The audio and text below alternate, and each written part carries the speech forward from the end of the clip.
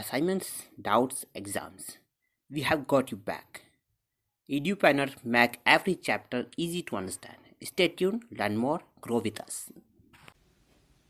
Let's first begin the question by determining the electron configuration for the elements that we're going to be looking at. So we're going to be starting with manganese. So let's write its electron configuration on the side. So manganese, using its noble gas configuration, we look for its preceding noble gas, which is argon, and we write that in brackets. Following the brackets, we fill in the orbitals that argon doesn't have that manganese does have. So that's going to include the s orbital and a d orbital. And this is going to be same for the other elements that we're going to be looking at since they're all in the same row. So let's first fill in the s orbital. The energy level for the s orbital that manganese has in its outermost shell is going to be 4, which is the same as its row number.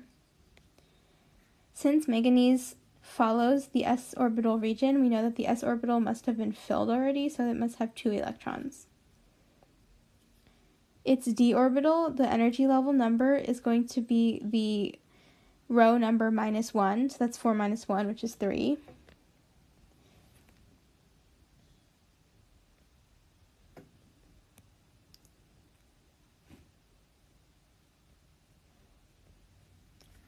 And when we look at the d orbital region and we number the columns within them, we see that manganese is in the 5th column,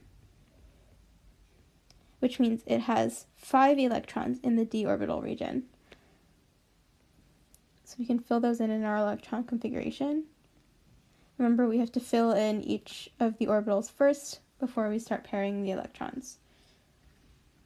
Now let's do the electron configuration for chromium, which comes right before manganese. As I said before, the orbitals that chromium is going to have is going to be the same as manganese. Since they're right next to each other, the only difference is going to be the number of electrons in the d orbital.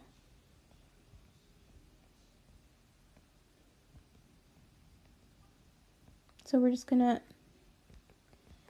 fill it out. And if we look back, we see that chromium is in the 4th column in the d orbital region, so it has 4 electrons in the d orbital. Now let's fill in the electron configuration for iron, which follows manganese. Again, it's going to be the same orbitals, just a different number of electrons.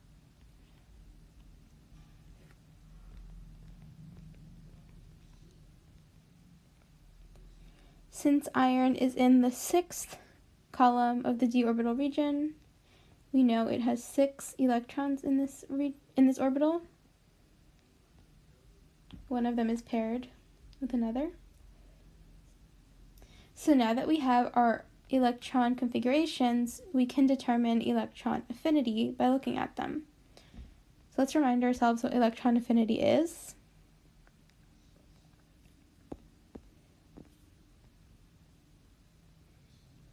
Electron affinity is the willingness to accept an electron.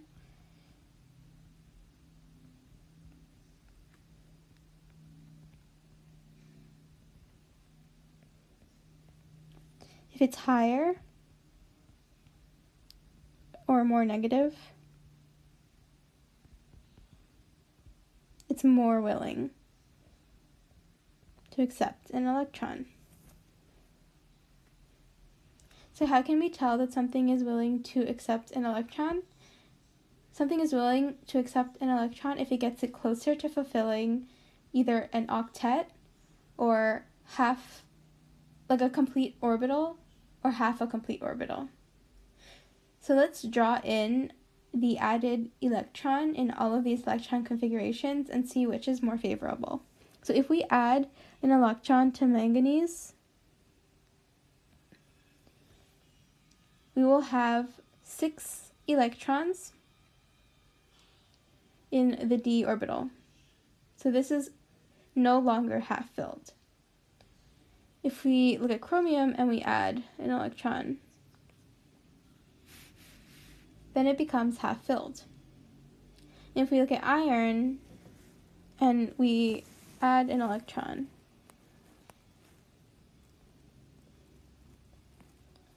we see that beforehand it wasn't half filled, and now it is one step closer to being completely filled.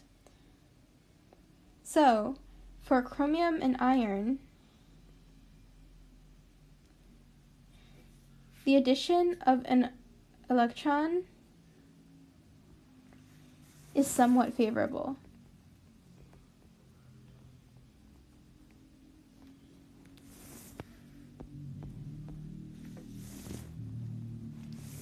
Because they're either becoming half filled or they're getting closer to being completely filled.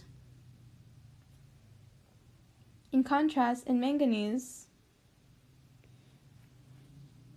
the electron being added is unfavored because it's no longer half filled, which would have been more stable than being partially filled.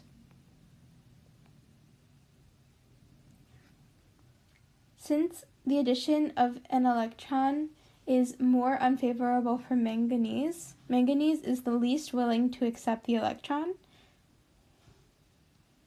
So it's E. So its electron affinity is not as negative, so it's less favorable.